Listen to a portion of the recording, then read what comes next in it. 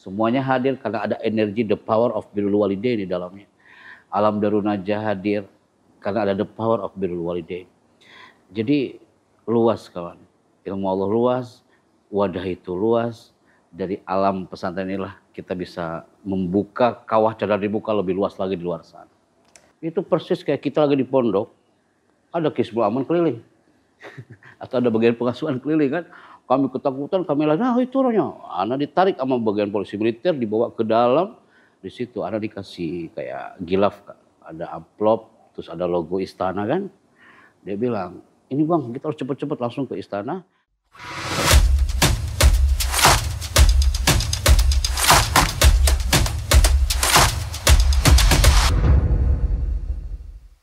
Bismillahirrahmanirrahim. Assalamualaikum warahmatullahi wabarakatuh. Waalaikumsalam warahmatullahi wabarakatuh. Halo sahabat Kampung Ilmu, selamat datang di podcastnya Santri TV. Alhamdulillahirrabbilalamin, wabihi nasta'in wa ala umuri dunya waddin, wassalatu wassalamu ala asrafil anbiya'i wal mursalin, wa ala alihi wa sahbihi ajma'in, amma ba'du. Selamat datang kembali di podcastnya Santri TV, mari ngopi, mari menginspirasi. Kali ini kita kedatangan tamu yang luar biasa. Beliau merupakan professional speaker, TV voice over, serta MC Istana Negara. Beliau adalah Al-Ustadz Happy Chandrayana MIkom. Mari kita sapa terlebih dahulu. Assalamualaikum Ustadz. Waalaikumsalam warahmatullahi wabarakatuh. Alhamdulillah. Bagaimana kabarnya Ustadz?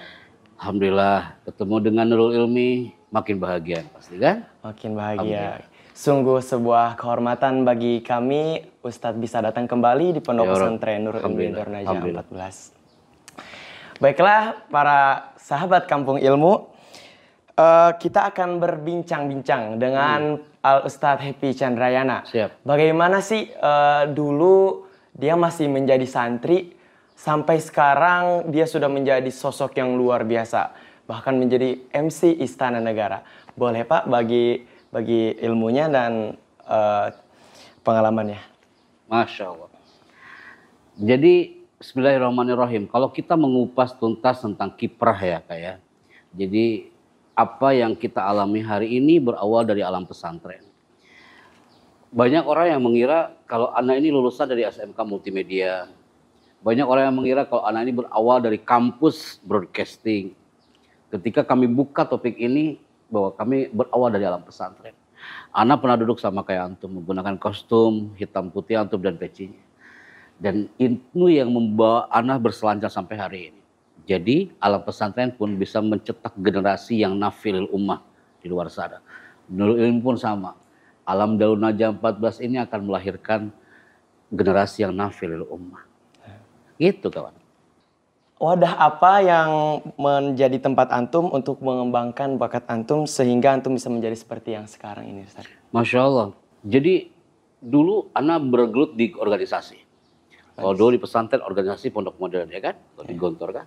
Kalau di sini OSNI ya. Yang kita briefing hari ini. Nah, wadah yang membuat kami menggeluti dunia skill komunikasi, dunia public speaking, dunia announcing, itu ketika kami berkiprah sebagai influencer atau announcer di Kismul Alam saat itu, berarti 23 tahun yang lalu. Qadarullah ketika berkiprah sebagai ustadz ya, guru yang mengabdi, dan ternyata hidup anak nggak bisa jauh dari mikrofon. Akhirnya kami diberi amanah mendirikan radio Gontor FM itu. Suara Gontor FM yang sampai hari ini masih on air di radio. Termasuk Gontor TV. Wadah-wadah itulah yang membuat anak lebih terasa. Masuklah kami ke dunia di luar sana. Masya Allah ternyata masih banyak sekali ilmu-ilmu tentang skill komunikasi, skill public speaking, dunia voice, dunia MC. Termasuk ketika di istana, ketika bergabung dengan para voice over talent di luar. Ilmu Allah ini luas kawan. Jadi ketika kita berada di pondok, kita mendalami dunia MC, dunia skill komunikasi sesuai dengan bi'atul ma'ad. Dan ketika menuju keluar, kita menemukan sekian ragam ilmu Allah. Dan kami menyimpulkan Rabb itu maha baik dan Allah itu membentangkan ilmunya sangat luas sekali. Tinggal kita menggali kunci-kunci ilmu itu sendiri. Berkah, insya Allah. Apakah ada motivasi antum yang terdahulu sehingga antum bisa menjadi seperti sekarang, atau tantangan dulu bahwasanya saya harus bisa menjadi seperti ini, saya harus sukses, saya harus Masya Allah. bisa begitu? Ini pertanyaan yang sering ditanyakan di sekian forum ya Kak ya, di sekian platform. Jadi dulu Ana waktu SD termasuk yang pendiam. Mungkin antum nggak percaya ya. Santri TV, Ana orang pendiam, Ana jarang bicara. Dulu waktu SD termasuk orang yang stuck, nggak pernah tampil di panggung. Mungkin kalau ditanya dari mana motivasinya, impian seorang ayah, ibu 30 tahun yang lalu itu real menjadi nyata. Ketika ibu dan bapak berharap ketika anaknya nanti suatu saat bisa tampil depan umat, bisa berbicara depan publik, bisa jadi influencer. Dan itu nggak pernah terdetik pun sedikit pun bagi Ana untuk tampil depan orang. Jadi ibu Ana pernah berdoa, ya Allah mudah-mudahan anakku ini suatu saat bisa tampil di atas karpet merah istana. Itu doa di belakang panggung kecil 30 tahun yang lalu. Dan kalimat itu masih tersesat sampai hari ini. 2007 Ana diizinkan oleh Kiai Syukri untuk keluar dari Gontor, mengabdi di luar. 2008 disitulah impian itu terwujud. Jadi yang membuat motivasi Ana bisa move sampai hari ini adalah spirit dari ayah, ibu, doa di belakang panggung kecil, dan itu feedbacknya sampai hari ini. Jadi pesan kami ini buat teman-teman juga di sini. Ini Santri TV ini hadir dengan host, dengan kru yang ada, tim multimedia yang ada, mari ngopi, mari inspirasi.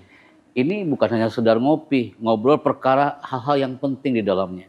Menginspirasi banyak orang. Semuanya hadir karena ada energi, the power of birrul walidain di dalamnya.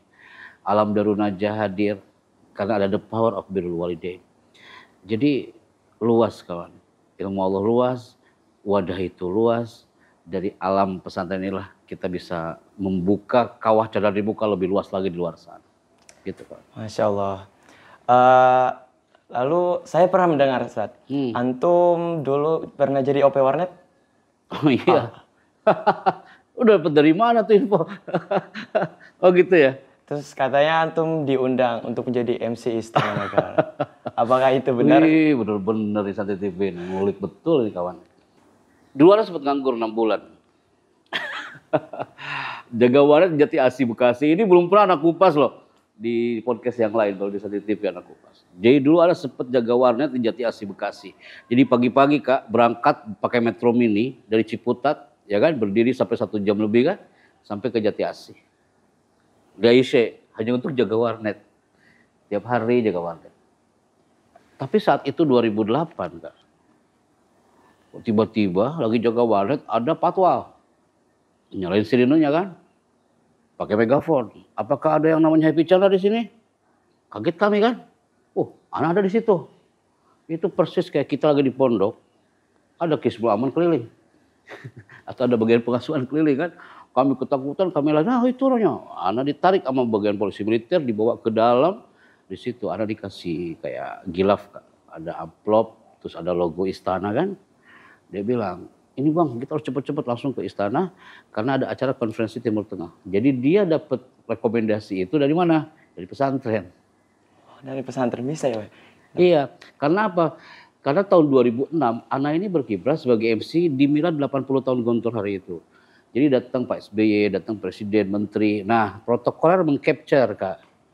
Ada ternyata di pesantren yang bisa jadi MC gitu mereka berpikirnya.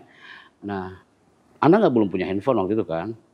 Jadi dari pihak protokoler komunikasinya dengan pihak di Gontor kan, ke nomor sekretaris, mereka mengira Ana masih ada di pondok. Kata orang sekretaris, oh Pak Epi udah keluar, dicari, hebatnya di Indonesia ya, intelijennya dahsyat. Ternyata dicari-cari, ketemulah kami di Jati Asih Bekasi. Itu kayak penggerbegan ya. Padahal dapat rezeki. Allahu Akbar. Yang lain harus antri, brother. Untuk menjadi MC di kenegaraan itu harus antri. Untuk masuk ke area dalam karpet merah kan harus antri kan. Tapi hari itu karena di istana dibutuhkan talent MC yang bisa bahasa Arab, bahasa Inggris, dan bahasa Indonesia. Jarang-jarang Kak. Hanya anak mahad yang bisa salah selugot. Nah. Mustaulikul lugoh. Disitulah kami MC. Rois al-Jalsah biluga Arabiyah, Injiliziyah, wa Indonesia. Tampil kita. Jadi al-lugoh tajul ma'had. Al-lughuh tajul ma'an. Jadi jangan sampai ihmal dengan lughuh. Feedbacknya akan kita rasakan next di luar. Masya Allah. Sampai hari ini berawal dari jaga warnet. Tapi jangan jadikan thumbnail ini. Ya bicara jaga warnet. Thumbnail di YouTube. Allah. Terus Kak. Ketika itu bagaimana perasaan antum saat pertama kali menjadi MC Istana? Kaget lah Kak. Kagetnya itu bisa nggak ya gitu. Karena kita selama ini MC ala pesantren nak. Iya. Ya kan? Iya. Kita pakai mapnya warna coklat pula kan? Kayak gini. Hadirin diharap tenang. Ya kayak. Ternyata salah kawan. Didatengin anak polisi militer. Mas, jangan pakai hadirin diharap tenang. Pakai kalimat yang ini. Disitulah dapat ilmu baru. Oh ternyata ilmu MC juga luas. Jadi ada kalimat khalaqal insana 'allamahul bayan. Allah itu menciptakan manusia 'allamahul bayan dan mengajarnya pandai berbicara. Dunia komunikasi Anda temukan kembali ketika kami di istana. Luas sekali kawan. Sampai hari ini Anda temukan formula yang dahsyat dan Anda jadikan ini materi untuk kami sharekan ke sebuah pondok-pondok pesantren. Bahwa sakti pun bisa berkiprah di negeri ini. Gitu kawan. Nah, berbicara tentang public speaking, bisakah antum memberikan kami saran untuk menjadi public speaking yang baik, public speaker yang baik? Public speaking bukan hanya ceramah, public speaking bukan hanya muhadharah, public speaking bukan hanya tampil di atas panggung. Setiap manusia butuh bicara, setiap apapun profesinya butuh komunikasi. Jadi apapun kiprah kita ataupun teman-teman Santi TV dimanapun itu, jadilah pembicara yang mengesankan, jadilah pembicara yang berkarakter, jadilah pembicara yang influence other, bisa mempengaruhi orang, bisa menginspirasi orang, pengaruhnya yang positif pastinya kan. Karena apapun profesi kita nanti butuh bicara. Antum apa? Anda caranya antum apa? Antum cita-citanya apakah? Cita-cita saya menjadi MC Istana Negara. Wih, luar biasa, dahsyat. Saya termotivasi dengan antum, Ustaz. Tak ada yang mustahil kawan. Tak ada yang mustahil. Saya selalu mencoba di pondok ini untuk mencari hal yang baru. Walaupun saya tidak bisa, saya selalu mencoba, Ustaz. Saya ingin belajar, Ustaz. Masya Allah. Ini teman-teman luar biasa nih. Anak katakan MC itu tak selamanya dari orang-orang yang di luar sana yang bergelut dengan dunia multimedia kan. Bisa jadi dalam pesantren. Bismillah, nanti kita komunikasi banyak. Tapi selesaikan kau di pondok kah? Antum harus selesai, harus hatam di pondok ini. Harus selesai di pondok ini. Sam'an waktu antum terhadap wakil pengasuh. Dan nanti antum akan temukan feedbacknya di luar. Masya Allah. MC butuh bicara. Ada karena tanya nih kru kita, apa cita-citamu, apa you dream? Tapi saya ingin jadi polisi. Hai, polis butuh bicara. Al-atiba ihtajun ilal kalam. Jadi public speaking luas, bukan hanya ceramah, bukan hanya muhadharah. Apapun profesinya butuh bicara. Lalu Ustadz, bagaimana caranya agar mindset kita selalu tertuju kepada selalu belajar gitu. Jadi orang-orang kan sering gampang jatuh, Ustadz. Dengan itu gimana cara motivasinya untuk selalu bangkit, agar terus bangkit? Apakah butuh dukungan atau hanya berjuang sendiri atau bagaimana, Ustadz? Ah ya, yang namanya hidup di alam pesantren, karena dia sinergi dengan yang lain, ya kan? Yang namanya hidup di pesantren, dia nggak bisa on dengan sendirinya. Dia harus berkolaborasi dengan yang lain. Jadi banyak orang yang gagal di pesantren karena dia berjalan di tracknya sendiri. Dia nggak sinergi dengan yang lain. Maka ketika dia jatuh beneran, nggak ada yang mengangkatnya. Ya kan? Tapi kalau kita sinergi dengan yang lain, kita hukum sosialnya on dengan yang lain, saling merangkul dengan yang lain. Ketika kita dalam keadaan terjatuh, Anak yakin pasti akan ada orang yang akan membangkitkannya. Ayo, yuk bangun lagi, bangkit kembali. Nah, kebanyakan yang gagal itu adalah dia jatuh dan gak ada yang berani membangkitkan. Apalagi dia bangkit untuk dirinya sendiri. Sinergilah dengan yang lain. Kalimat tadi anak di akhir apa? Don't stay alone, jangan merasa sendiri. Kita harus bersinergi dengan orang-orang sekalian kita. Maka saat kita terjatuh, pasti kita akan bangkit kembali. Oh, anak sering terjatuh kawan. Jangan kira semuanya aman-aman aja, sering terjatuh, tapi kita harus move kembali. Kalau boleh tahu pengalaman paling antum yang terjatuh itu gimana, Ustaz?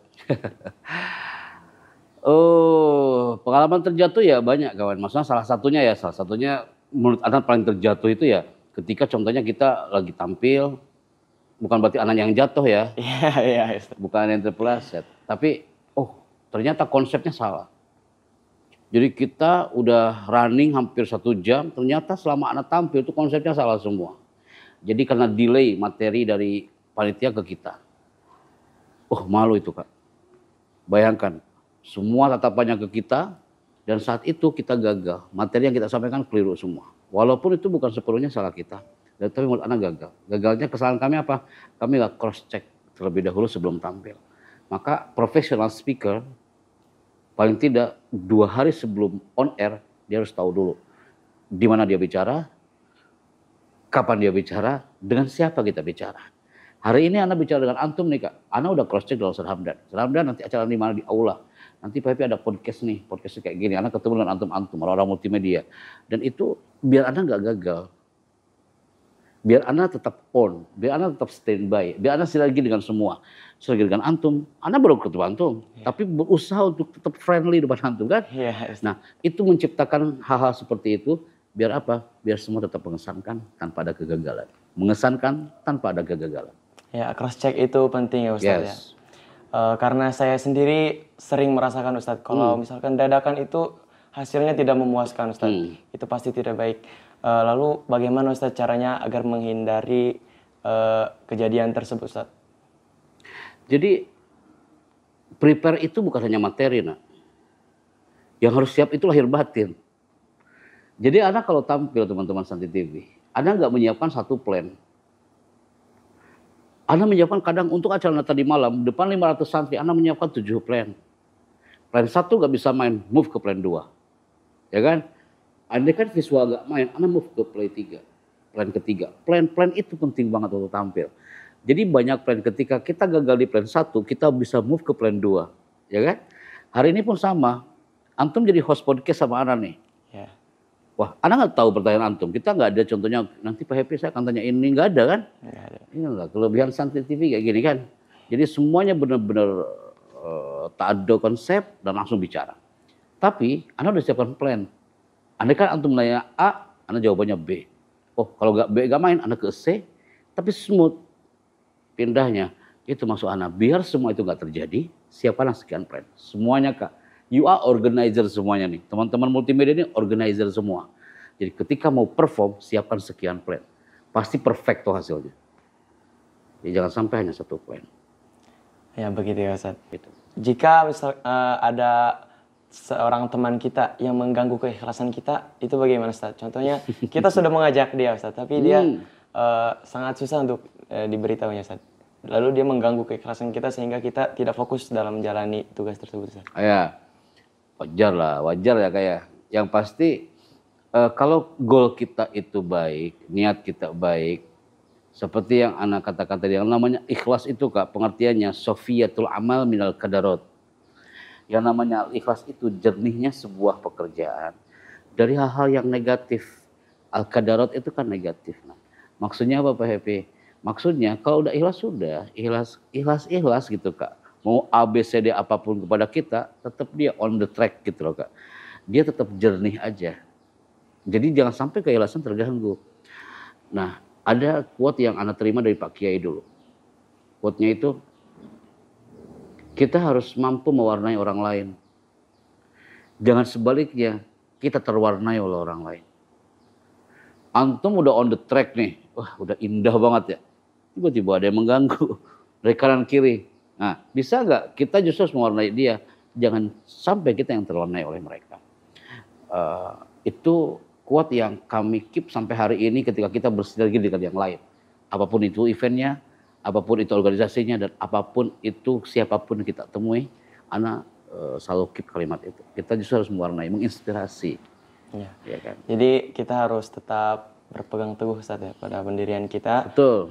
Kita harus saling sinergi untuk menciptakan organisasi yang baik. Begitu Ustaz. Lalu berbicara tentang santri Ustaz, bagaimana cara kita agar santri ini bisa termotivasi untuk mengeluarkan bakat terpendamnya? Karena setiap orang pasti memiliki bakat, tetapi tidak semua orang berani mengeluarkan bakat terpendam. Karena orang-orang juga pasti memiliki kreativitas yang tinggi. Betul. Bagaimana caranya agar kreatif itu bisa ditunjukkan kepada semuanya dan dia berani untuk mengeluarkan itu semua? Sebenarnya Ana yakin di Darul Raja 14 ini banyak mutiara-mutiara yang tersembunyi. Iya, Ustaz. Gitu kayak. Iya. Banyak mutiara tersembunyi. Acara seperti semalam, acara kayak hari ini, itu sebenarnya wadah untuk mereka bisa berekspresi dengan talent-talentnya. Kalau tadi gali lagi nih teman-teman yang di organisasi atau semalam lebih banyak lagi durasinya, itu akan nampak kak, oh you punya talent nih, talentnya A, B, C, D, you perkembangkan tuh, you kembangkan talentnya. Itu akan nampak. Nah jadi semakin banyak kegiatan, semakin banyak wadah, itu akan menjadikan magnet untuk yang lain untuk mengeluarkan bakatnya, untuk mengekspresikan talent-talentnya gitu loh Pak.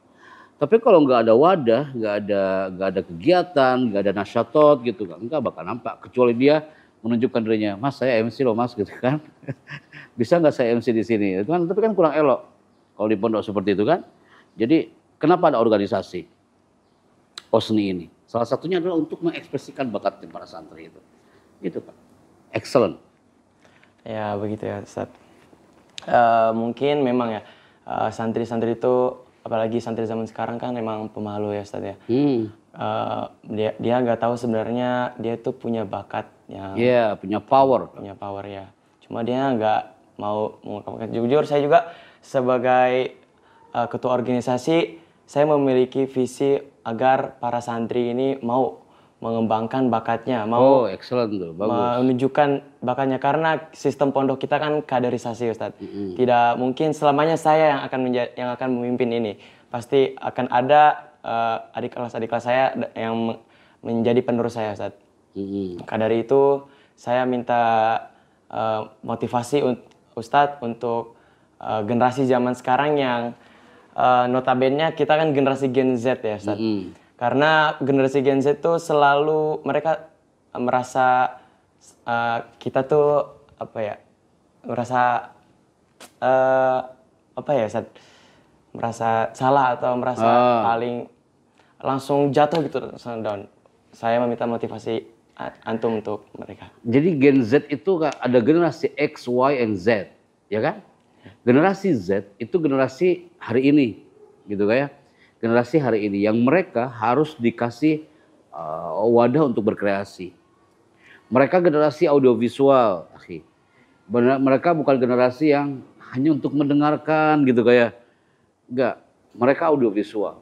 Jadi saran kami antum di OSNI nih Kak, antum adakan event-event dan benar-benar itu colorful dengan audiovisual. Pasti akan bermunculan tuh talent-talent para santri. Contoh, kalau di Kismu Ilam, sama Kismu Ilam kah? Sama. Bagian penerangan mengadakan acara broadcasting competition. Kayak acaranya di aula. Keren itu Kak. Perwakilan tiap asrama, perwakilan tiap kelas. Pasti akan bermunculan tuh Kak. Orang-orang voice over, orang-orang news anchor baca berita. Diadakan di hall, pakai background news di belakangnya kayak. Kalau udah layaknya baca berita. Dan dia bicara di situ. Itu akan bermunculan. Jadi kasih wadah, kasih materi yang sekiranya dia bisa improve dengan skill-skill mereka. Itu pasti dahsyat. Lalu apakah bisa kita bahasanya bukan memaksakan Ustaz, menunjuk dia untuk menjadi misalkan MC. Dia sebenarnya tidak bisa. Kita tunjuk dia untuk menjadi MC agar bisa. Apakah itu efektif Ustaz? Sebenarnya bisa. Cuma mungkin kalau dipaksa, kalau ujungnya terbiasa itu bagus. Kalau dipaksa ujungnya feedbacknya negatif, itu kurang elok kan.